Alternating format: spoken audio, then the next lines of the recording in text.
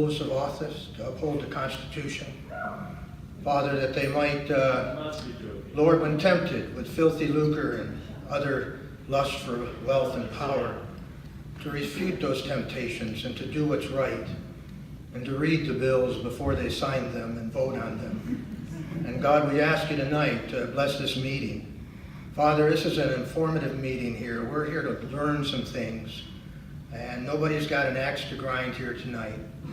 And God, we want to have a good meeting. We want to give the speakers a chance to say what needs to be said. And I just ask you, Father, to give us a peace in our souls tonight. And Father, help us to be civil and decent to one another. And God, be kind and considerate. We thank you so much for all your blessings upon us. Bless this meeting tonight, I pray in Jesus' name. Amen. Amen. We're going to do the pledge to the flag. Ladies and gentlemen, would you please follow me in reciting the Pledge of Allegiance? I pledge allegiance to the flag of the United States of America and to the republic for which it stands, one nation under God, indivisible, with liberty and justice for all.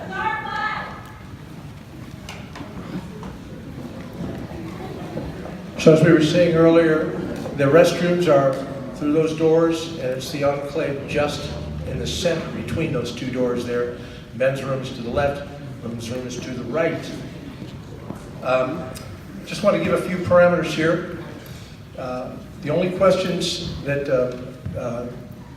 Sheriff Arpaio will be taking will be pertinent to the Senate seat that he is running for. There were a couple of questions for state representatives that we're not doing state representative questions tonight. They did sponsor this, but they are going to talk a little bit themselves. And then the questions will be given to Joe Arpaio. Also, please no talking while people are at the podium. This is just simple manners. And when I was young, I didn't have manners, and so I'm hoping that it hasn't continued on through other generations. So, as many of you already know, this is the first in a series of town halls that we'll be doing. The event has been sponsored by your Arizona Legislative District 1 Representatives Noel Campbell and David Stringer. Their purpose for doing this is to keep you, their constituents, informed on important matters while they are in session at the Capitol. So you have an opportunity to actually hear what this candidate believes. You can avail yourself of that. And so please stay tuned for future dates to be announced by all these methods. So video and live stream are allowed. And so if you choose to video or live stream this, we're fine with that. And at this point, I would like to bring the sponsors to the podium. If you would both step to the podium. This is David Stringer and Noel Campbell. And I'm going to turn it over to David Stringer, who's going to then bring Noel Campbell up, and he will bring the sheriff up. So let's just give them a hand. Thank you very much. Thank you. I appreciate that. It's an honor to be here tonight, and it's my honor to be a sponsor, along with Representative Noel Campbell, of this town hall for Sheriff Joe Arpaio. It's also my honor to share the stage this evening with one of America's greatest patriots. As Pete mentioned, the genesis of this event was the desire of Representative Campbell and myself to provide our constituents with an opportunity to hear from Republican senatorial candidates. This is the first in a series of town halls for the 3 announced Republican candidates who are seeking to represent Arizona in the United States Senate. When we planned these events, and there's 3 of them for all 3 candidates, when we planned these events, it never occurred to us that providing a forum for the whole community, for the entire community, for candidates to meet with voters of all persuasions, that would be controversial in any way. But I understand that there are certain quarters, and that in certain quarters there has been opposition to Sheriff Joe's appearance here tonight. So our well-intentioned community event has been turned into something more than simply a town hall for a senatorial candidate. It has turned into a challenge to one of the founding principles of this nation, our First Amendment right to free speech. I want to thank all of you for coming out tonight and standing up for free speech. You don't have to agree with a candidate to respect their right to be heard. And the right to be heard, the right to express a political view, is also the right of others to hear that view and to decide for themselves whether or not they would agree with the view expressed. I've followed Sheriff Joe Arpaio's career ever since I moved to Arizona about 10, 12 years ago. And one of the first issues to engage my attention was border security and immigration. Arizona, as I think we all know, is ground zero for illegal immigration, drug smuggling, and human trafficking. We are a gateway for illegal entry into the United States. The presence of thousands of illegal immigrants in Arizona has changed the demographics of our state in the space of a generation. Regardless of your views on illegal immigration, there is no question that it has come at a high cost to our state. Our schools, our hospitals, and our jails must provide services both to legal and illegal residents and those who are here illegally. Sheriff Joe Arpaio did not make Arizona's laws, such as SB 1070 and E-Verify. That was done by the state legislature with the support of the governor. But as the sheriff of Maricopa County, it was his job to enforce those laws. Tonight, Sheriff Joe Arpaio will have an opportunity to talk to you about that and anything else at all relating to his senatorial bid you care to ask him about. I encourage you to write down your questions and we'll give the sheriff a chance to answer them. As I mentioned, this forum has two sponsors, both myself and State Legislator Noel Campbell, my seatmate. Please join me in welcoming Representative Campbell.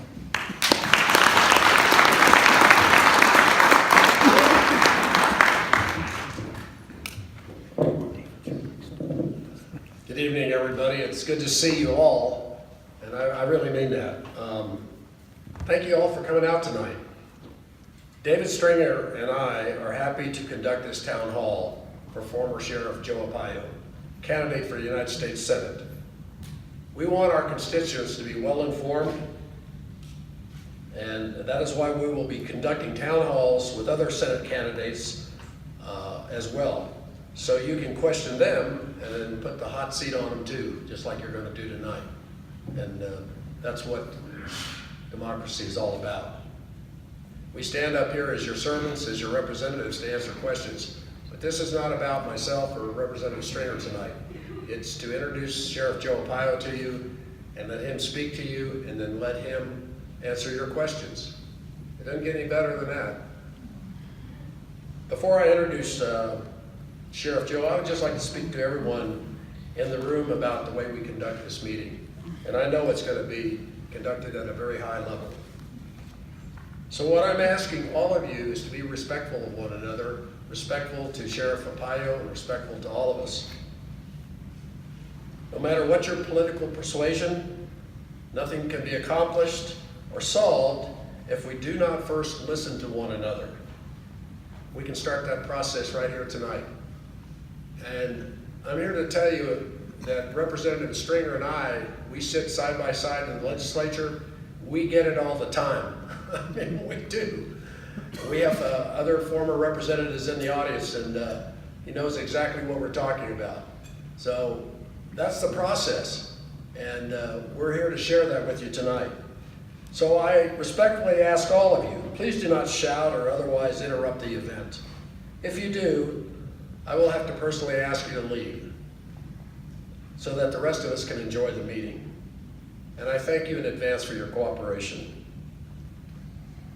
Now, as you all know, Joe Arpaio is America's toughest sheriff.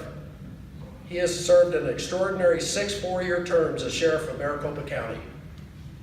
We will never forget Joe's pink underwear program, but did you know he established Hard Knocks High in the jail? It was the only accredited high school under a sheriff in the United States at that time. That's quite a thing. I bet most of you didn't know that. Joe is an Army vet. I bet a lot of you didn't know that either. Additionally, Joe served as a police officer in Washington, D.C. and Las Vegas. Finally, Joe Arpaio served his country as a federal narcotics agent with the United States Drug Enforcement Administration. For almost a decade, Joe was stationed in foreign countries around the world where he combated the illegal drug trade in volatile areas. I know that because I met Joe, he doesn't remember, but I met him in Mexico City when I was working foreign operations for the United States Customs Service. And DEA was the lead agency outside the United States. We know the same people, but I know where Joe was and what floor on the U.S. Embassy he was. He concluded his remarkable federal career as the head of DEA in Arizona. Sheriff Joe Arpaio and his wife Ava have been married for over 56 years. Is that really true, Joe? He deserved 2 medals. That's great. They have 2 children and 4 grandchildren. This man needs no introductions. Ladies and gentlemen, I present to you Joe Arpaio.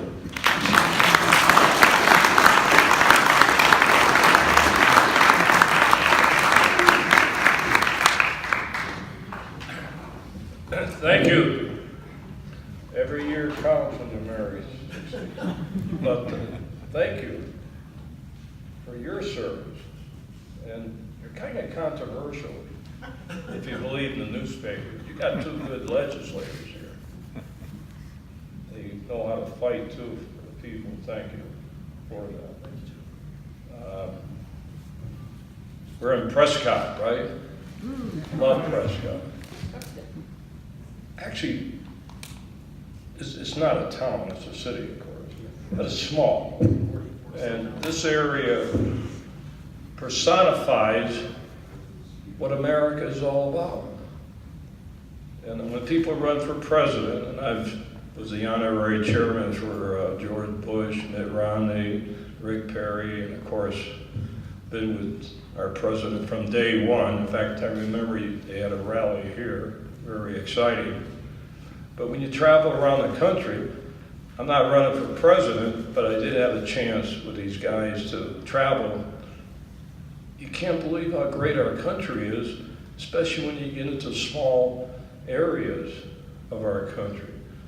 Nothing against the big cities, but I remember touring Iowa. I don't know if you guys know where that is. I'm sure someone here must be from Iowa. But going from one end to the other, what a thrill it was to meet the people. You can talk to them. And so I got to learn our country even more so doing that. Now, I've been sheriff 24 years. You got to bring up pink underwear. I did. You know, I was at the convention, I was on the stage just before the president accepted the nomination. But they prepared my speech and threw it in the wastebasket. It started off, America's toughest sheriff, pink underwear, so I'm not going to talk about that. They gave me 5 minutes to speak. I want to talk about what I want to talk about. So I told them to throw the teleprompter in the wastebasket. I don't like reading teleprompters. So I gave my talk. Actually, I said something, and I asked my wife to do it, and it goes back to President Trump. And I told the whole 60 million people what he did for me that shows he has a heart, and what he really did for my wife. So I spoke about that in like 5 minutes.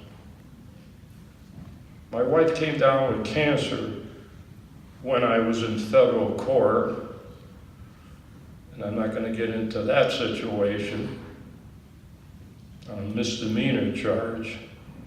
And if you ever knew the true story, you would never believe it. But one day I'll get that story out. But you're pretty smart. You understand what happened to this sheriff. So I mentioned that to the audience, that my wife came down with cancer. And one of the rallies I was with, I happened to tell them that. I said, my wife watches Fox every day to take her mind off the treatment because she loves you, President Trump. He called my wife, and he's called my wife several times. Nothing against all the other candidates and presidents I helped, but this guy is a little different. So I didn't forget that. And he didn't have to get me, hook me through my wife.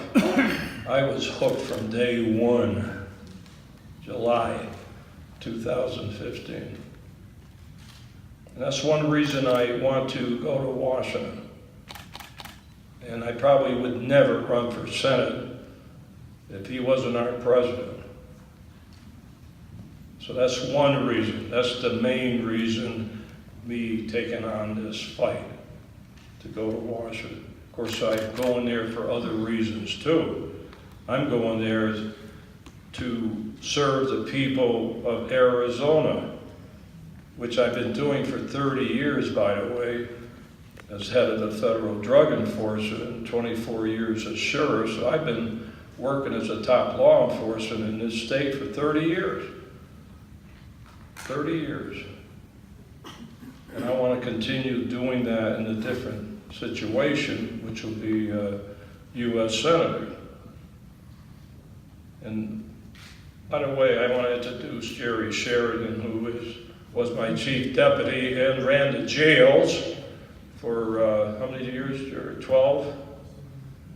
12 years. Running the third largest jail system in the United States. 2.5 million people have come through the jails. 2.5 million since I've been the sheriff. Think of that. Big responsibility. In fact, we opened a couple new jails. I opened Tent City right after I took office because I made that promise. When I ran for sheriff, I want to open Tent City. I want to do it with Korean War tents, which we did. It's a great program. Over 500,000 people have come through the Tent City. So that's in the past. I'm not going to go on to everything that was done as sheriff, other than to say I was proud of my employees. There's a thing in management called getting things done through people. You're only good as the people that work for you. So it was a good run. This is something I'm really proud of. Now, I spent all those years with the federal government, but I'm very humble to say that I'm the longest serving sheriff in the history of Maricopa County, which is bigger than 18 states when you add up the population in the area. So it's not easy running year after year, or actually it's 4 years for sheriff, especially when you have a controversial sheriff, which people call me that. They call me other names too, but I'm just telling you one of the nice names they call me.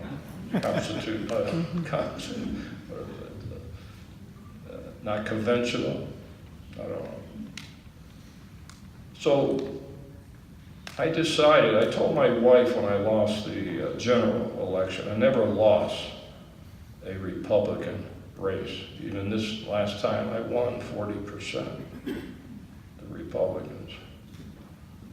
I've been going around the country speaking to Republican groups since I became the sheriff. usually on weekends because I like to be home running the organization. So I've done a lot for the Republican Party. But I've always gone to the people. My secret weapon has always been going to the people. I don't ask for endorsements.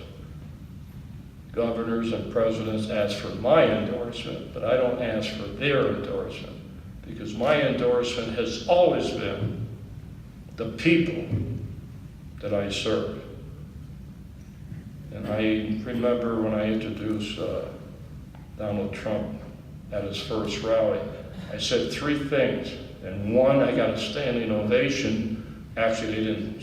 They were already standing. Technical point. But I said 3 things. First of all, where's the flag? We were born on the same day, Flag Day. Not the same year. I got them by a few years. Number 2, of course, we talk about illegal immigration. Number 3, I said he's going to be our next president.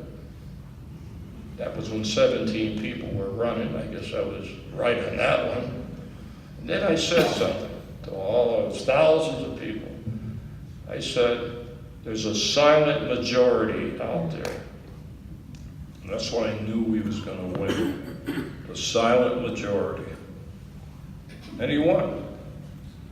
So that's the way I've been feeling throughout the year. Now, I never, running you probably understand that I don't know how you guys do it, but I don't know if you have a campaign manager. But usually when you're endorsing somebody, the manager or the candidate say,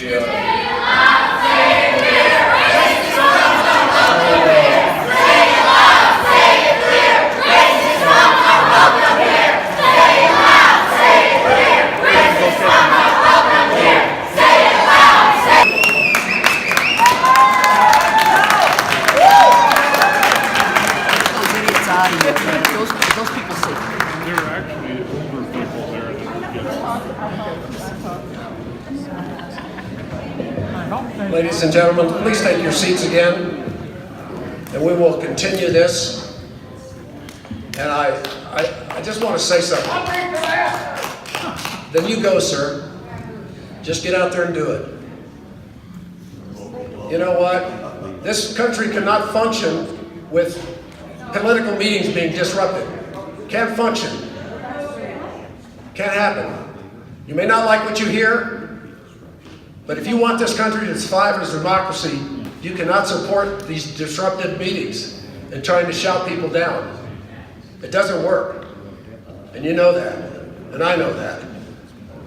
So, once again, I'd like to introduce Sheriff Joe Arpaio to finish his remarks and questions.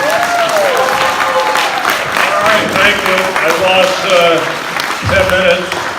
I got to hop a plane for Nashville at midnight, so, but I'm okay. I can talk another 3 hours. So I don't know I try to rationalize with them out there, but, I don't know what jobs. They probably don't have a job. It's okay. What we want them to do is vote. They can be disrespectful, but at least if they get out and vote, they're doing something. Whether they vote for me or somebody else, but that's important. So I was on a campaign, if I remember, I was talking a little about politics, about the president. When I used to introduce him, he never would tell me what to say or not to say. His campaign never told me, don't say that, don't say that. So I had to wing it, figure out, hope I don't say anything that hurts his campaign, but at least I was successful 98 times, and maybe that means we're on the same highway together. But we got problems in Washington and in our country. I'm for the president's policies on foreign aid. I love it when he meets with leaders of foreign countries. I was the regional director in Mexico, Turkey, so I used to meet with presidents and high-level people, Even though if you disagree, if there's some type of mutual respect, you can get things done. So when the president calls Putin and congratulates him or meets with him, what's wrong with that? I hope he meets with North Korea, get him in the back room. I'm from Springfield, Mass, where basketball was invented. They got Rodman, the basketball guy, meeting the North Korea guy all the time. I'd recommend that Trump brings a basketball hoop when he meets with this guy, throw a few basketballs in, and talk. You need a negotiator. So there's nothing wrong with negotiating even with your enemy to try to change things. So when people criticize it for going here, saying this, there's a method to his madness, believe me. And that's where I'm going to support him in Washington. I like his trade agreements. I love it when he says, bring the jobs into the United States. I've been with him many times, and this is from his heart. He loves the veterans. He loves the cops. He loves the military. And that's from his heart. And I know him. Someone's shaking their head back there, but you can disagree. I know him. So I want to get to Washington. I want to fight for the veteran, fight for the cops. There's a war on cops. War on cops. So these are issues I'm going to make one of my top priorities. And I will open an office. I think there's a Senate office here. Isn't there, Prescott? Don't you have a Senate office here? Oh, McCain used to have one. Well, this is Prescott has history behind it. So I'll probably open an office here, but I'll move to Tucson. Anybody from Tucson? I don't want to make it tough for you, but I'm going to move that one to the border. So I'm going to open an office. Why is everybody laughing? I'm a pretty good negotiator. When I worked under Nixon, I ran an operation, Intersect, closed the border for 2 weeks, almost. We just backed up traffic all the way to Mexico City. Hey, they straightened out. And I took over Mexico City, had the Attorney General of Mexico at my house. They hated us, but I got him on my side. You know how I got him on my side? He liked blueberry pie. And my wife kept pumping out blueberry pie, but I'm pretty sharp. They call it the PX, AFEX. You know, the military go to get cheap booze. I went in there and bought a lot of whiskey.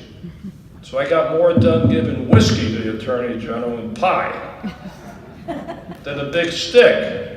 That's how you do it. I never had any problems after that. Never had a problem. I worked with Noriega. I had an office in Panama. I used to be both sides.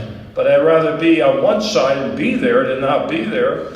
So when the president meets with foreign leaders, he knows what he's doing. So I got to support him in Washington to let him keep doing that. You don't have any senators, unfortunately, in this state, U.S. senator.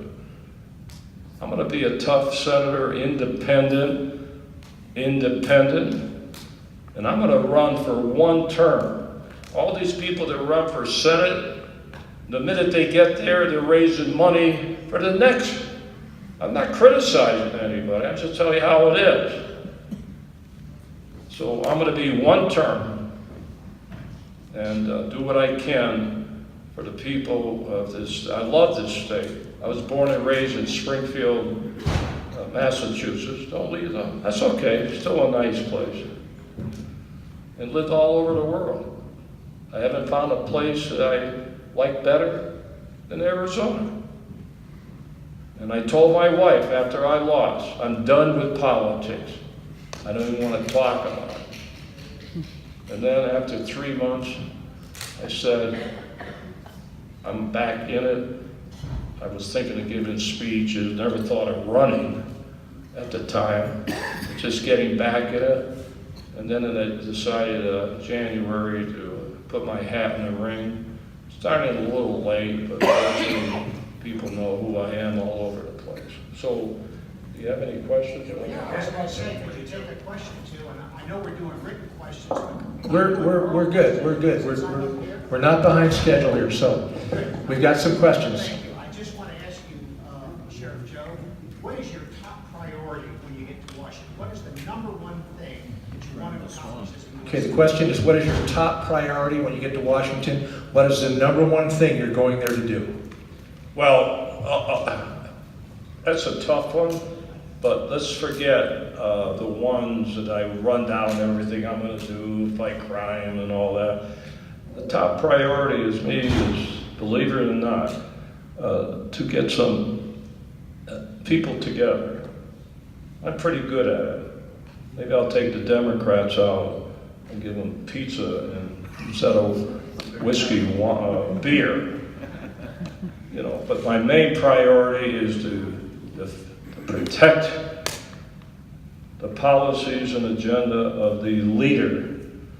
I'm an old-fashioned guy. When you work for somebody, whether it's private business or government, you ought to do what your boss wants. So what's so wrong with doing what your boss wants? Now, technically, the president is not my boss because I'm elected. But isn't it great to be an elected sheriff? I don't have to report to you guys or to governor or anybody. But I'd like to get together and make a change. I'd like to get on a judiciary committee. It's about time we have a cop on the Senate. They're all lawyers or whatever they are. So I want to get a law enforcement guy and defend our law enforcement in our country through that venue. So that would be a top, and then open up these offices. And I'll tell you another thing, I'm going to spend a lot of time in Arizona. A lot of time to represent you. And I'll have an open door policy like I do as sheriff. You can come in anytime and try to listen to you and make changes. So that would be my top priority. Okay, so I'm going to try to move these along, Sheriff. So what motivated you to run for office? In as concise as you can say, what was your motivation to run for Senate? I think you already said it, so you may just recap it. Well, the motivated was I didn't like what's going on in Washington. You got swamps and garbage and everything else, so I wanted to do something and support Donald Trump. And still remember, I don't have a rubber stamp. No rubber stamp. I sign everything by hand. I'm not a rubber stamp guy. And that's kind of the next question. If elected, what criteria would you use when you cast your votes? Would you vote according to your personal beliefs or according to the wishes of the people you represent, or both? Well, I like to, you can't take away your personal history. One thing that has kept me going is I have life experience and common sense. That's how I survive, but I can't. But when it comes down to it, you make your decisions what's right for the people of this country. That's what you do, and you follow the law. So that's what I would be doing. Okay. This one gets a little personal, but it's kind of the elephant in the room. It's concerning your age, and it was asked very diplomatically going into this. Wanting people to elect you, and your age is a factor to some of the people's thinking, and so obviously you don't think you're too old. Are you going to run one term? They're just kind of wanting to know what's your future in this if you get elected. Well, I don't know how old you are. I'm not going to ask you. I'll be racial profiling. So if I would say, you want to go around the block? I probably got you by 20 years. Yeah. So you want to go around the block? But I would tell you, age means nothing. Right now, I should be the sheriff. If it wasn't for George Soros and the Justice Department, I'd be having a gun right now. That's right. I got 2.5 years left as a sheriff with a gun and badge. So what's age got to do? You guys always re-elected me.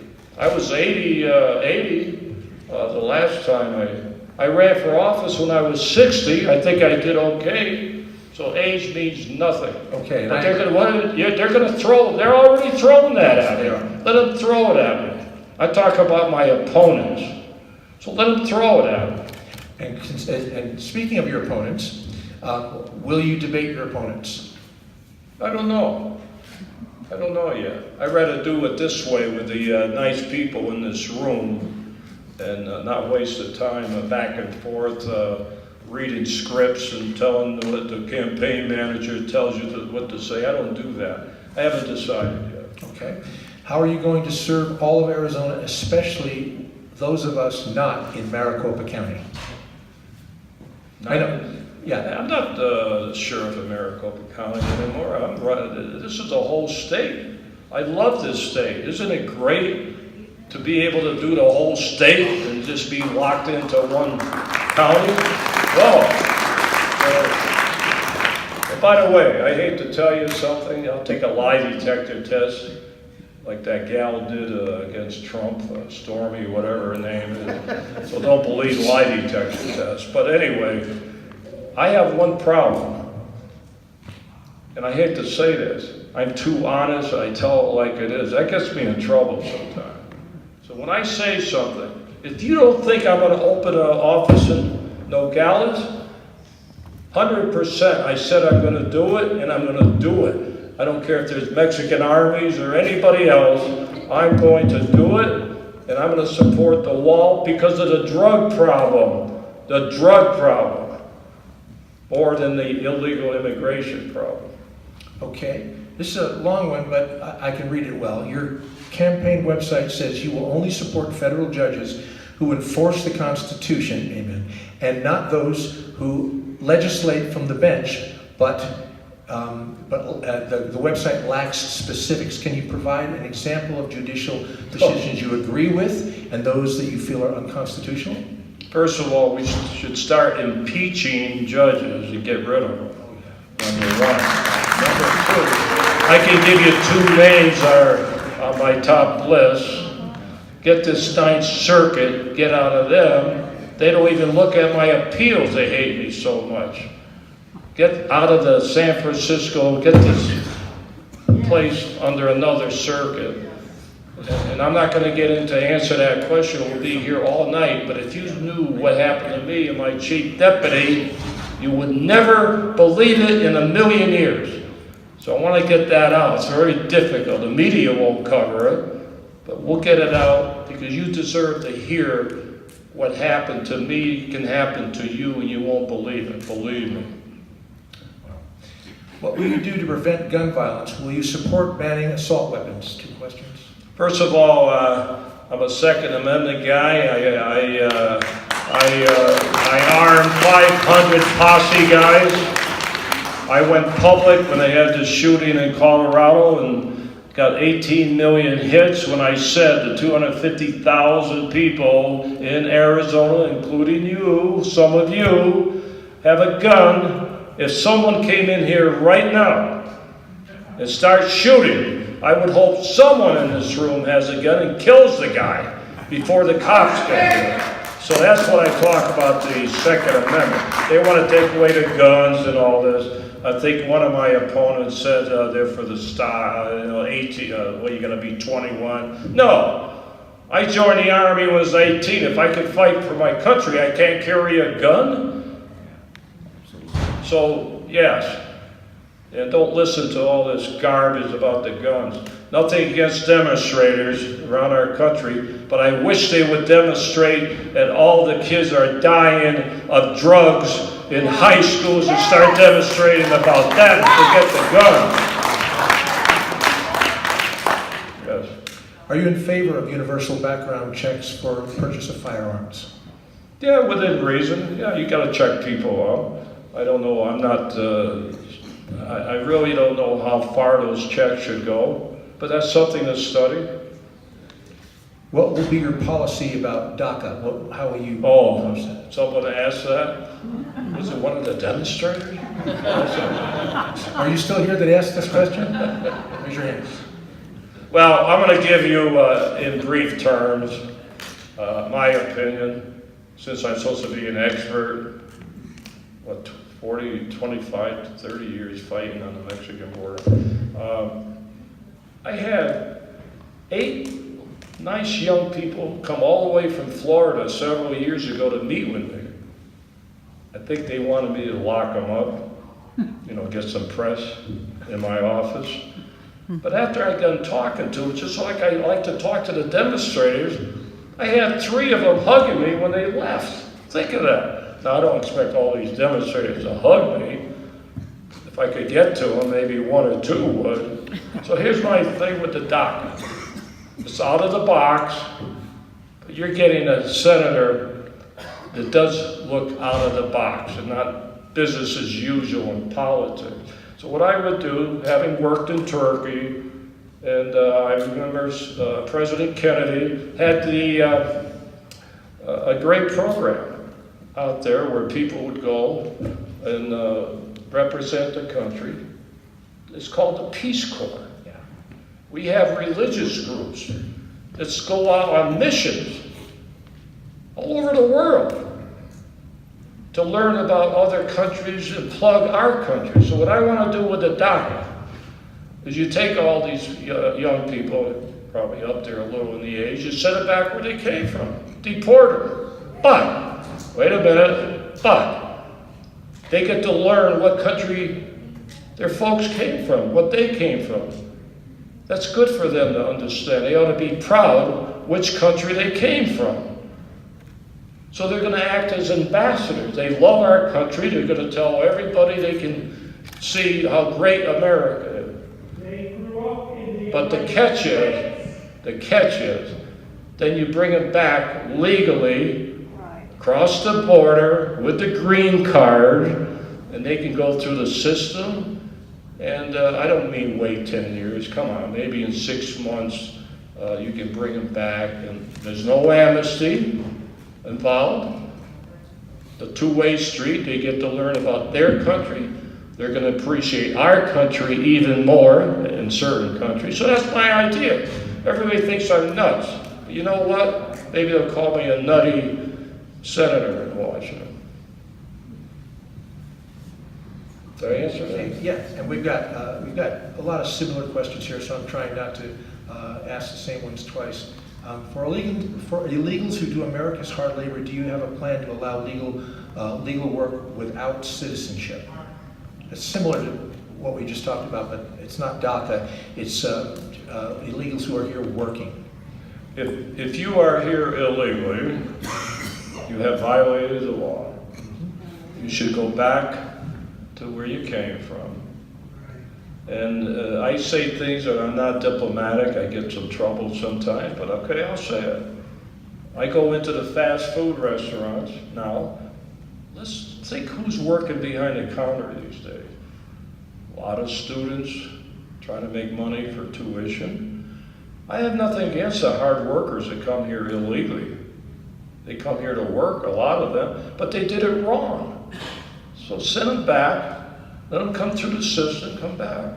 So I believe in Donald Trump. I believe that we should look at our country first, that we should find jobs for our people. We should manufacture here. And I believe all those policies that he has. Okay, here's a little bit of a change. Steel tariffs, do you support them?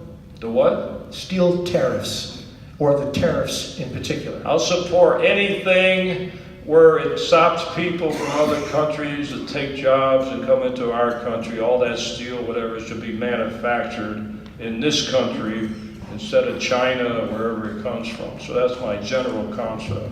Could I ask you a question? That's my question. Sure. Are we going to open up the Iron Range in Minnesota so that the ore that the steel is made from I don't know. comes from America too? I don't know that. I'm telling you my general concept, and I get into the technicalities about type of steel.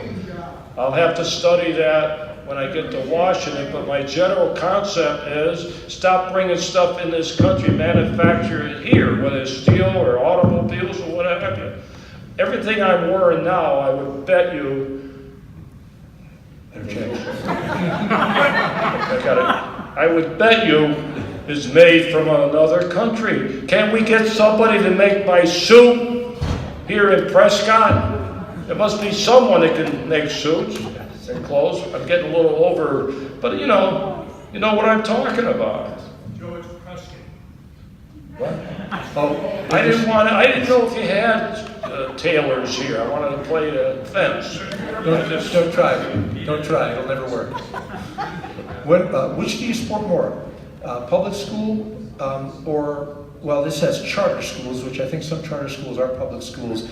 It's talking about Arizona's public schools are severely underfunded. I believe this is a state issue, though, isn't it? More than it is a federal issue? Let's hear the question. I'm sorry? What's the question? Let's hear the question. Okay. Okay. Which will you support more? Public schools or charter schools? Arizona public schools are severely underfunded at the moment. A legislature behind you has taken money away from the public schools. So they're probably talking about you. Okay. I love these guys. I don't know what they said nice things about me. I got a bad mouth. I don't know. I want to tell you just one thing I'm sure they agree with. Forget how. I have said, by the way, you do know I became a superintendent of schools in the jail. Didn't know I was going to be that. So, I have said in almost every speech for 24 years, we have to take care of our teachers. When I give talks at school, it's sad to see the teachers have to bring in their pencil, their paper, and all that. Yeah. So we have to take care, I don't care how you do it, we have to take care of our teachers, give them enough money to survive, to raise their families, because their teachers are critical, believe me. You all know that, you've had teachers. You may have some teachers. We have abundant sunshine in Arizona. What programs on the federal level do you support to let states like Arizona exploit that resource? On which deal? Like solar power. Solar? Yeah. Is that even a federal issue? Is that something that the federal issue gets into, or is it state by state? See, some of these questions you're asking are state. Community. And I want to say that the two gentlemen here that are seated will be doing forums and such where you can ask them those questions. And so stay tuned, because they're going to be getting out of session in about 3 or 4 weeks. And then we're going to have them literally answering questions for all of you guys all over the place. So this sounds more like a state question to me. Well, it's about federal policy. It can be a federal question. Federal policy, energy policy on solar. Of course. That position. Okay, good. Anything that will clean the air or save money, and it's the right thing to do, those two issues I'm for. We're in high tech now. We're sending people to Mars. We can't talk about electricity and solar. Come on. So we have to discuss it. By the way, you're lucky you got these two guys, because they're going to call it like it is. At least you got people that will speak truth to you. I don't know which way, but it's nice having them. Right away. Yeah, but they're a little controversial when I read the paper, so I say they must be doing something if they're controversial, right? Would you protect veteran services from being privatized? You know, that's a good question. I'm a veteran. I used to go to the VA when I was sheriff, visit the veterans. Even years ago, I was very sad what they did to it, and they still don't treat our veterans right. Boy, I would do anything I can to enhance and improve the medical treatment of our veterans. If it means, I don't know, if it means privatize, if it means, I don't know what it means. They just got rid of another guy. Another guy. Can't we get somebody there for a change to really do and correct the problem? I believe he was a holdover from the previous administration. Am I correct? He was still hired, Yes. wasn't he? Yes, he was. That's another thing the president should do, is get rid of all these Obama people, especially everybody's been after me. They're still there. I'm not criticizing the president. He's got a tough job, believe me. Tough job in Washington with the bureaucracy, the Senate is Mitch McConnell, and the speaker. They don't like the president. A lot of people don't like the president from our own party, which is sad. This is an interesting one. Will you support a constitutional amendment to ban dark money. I think that was settled in the Supreme Court already, but Yeah, well, my opponents have dark money. I have white money. That's from the voter, the people. I raise my money by going to the people. Well- $10 here, 20 there. so you don't take dark money from APS? I don't know about AP. I'm not getting into that. I'm not a cop anymore. And this is the last one. As a taxpayer, I am concerned about the blah, blah, blah, blah, blah, blah. So, no, this one is not going to be asked. So, I have one more, if I may be. yes. Yeah. The president just signed a huge budget. I believe it was a $1.3 trillion. It's a very controversial budget. We're running a huge deficit. Could you speak to that? What's your position on deficits, on this massive government spending? And I know you love President Trump. Many of us love President Trump. What is your position on budget, deficit, government spending? Well, first of all, 2 congresswomen agreed with the budget. Did you know that? 2 congressmen? Woman here, from here. I'm not going to, so one's a From Arizona. Yeah, agree with that, the president's budget. One's a Republican, one's a Democrat. I won't get into that. That's their opinion, that's okay. But I've always given millions back when I ran federal agencies and sheriff. Millions I would give back when the budget, the fiscal year. Everybody wants to get more money. They want to make, when I was head of the Federal Drug Authority, they wanted me to spend all the money so they could go back to Congress and ask for more money. That's all they want, more money, over and over and over. We should cut the budget, get rid of all the government employee waste. Believe me, I've been one, I know. Streamline it and try to save the taxpayer money. And when you do spend the money, do it right. Do it right, don't waste it. That's my opinion. Now, when I go to Washington, we'll study it. I don't know, I'll probably have to read 2,000 pages, which nobody reads. They're too busy raising money for the next race. You're going with the lobbyists, all these lobbyists. So that's the way I'll do it. Thank you. Okay, that's it. I just have one other thing I wanted to do. By a show of hands, we want to see how you heard about this event. How many heard by radio, on the radio? Okay, good number. How many heard, got an email? Okay, even bigger number. Newspaper? 4. No, I'm only kidding. There's a few of you. Okay, how many got an actual flyer, a hand flyer? Oh, that's great. A friend? Anyone? That's excellent. That means every single method that we used got people here. So. Social media, yeah, that's internet. Did I not put internet here? No, I didn't. Well, email, but social media. Okay, yeah, I'm going to have to add that. So, anyway, we want to thank you for coming. We thank Joe for coming. We really appreciate you hanging in there through the So, can I say one thing? Sure, absolutely. I want to thank the Arizona Rangers. Yes. You should have been my posse, but that's another thing. Who else do we have? All The Oath Keepers. Great guys. Yeah, right here. I want to thank all of you for making us safe. I want to thank all of you for coming, having the courage to come into this very controversial meeting. And I want to thank all the people that were here, that were kicked out, which they deserve. So maybe next time they may keep their mouths shut and give some courtesy and listen. I feel very sad for them. So thank you, especially the people that took your time off on this weekend and listening to me, and you'll listen to the other candidates too. So thank you. I want to thank Noel and David also for funding this event. And we do have, we already have scheduled one of the other candidates way off in May, and so just we'll use all the methods that we used here to let you know. But we really want to thank Joe again. Let's give him one last hand and send him on his way to Tennessee. That means he's got to go all the way to Tennessee. You're dismissed.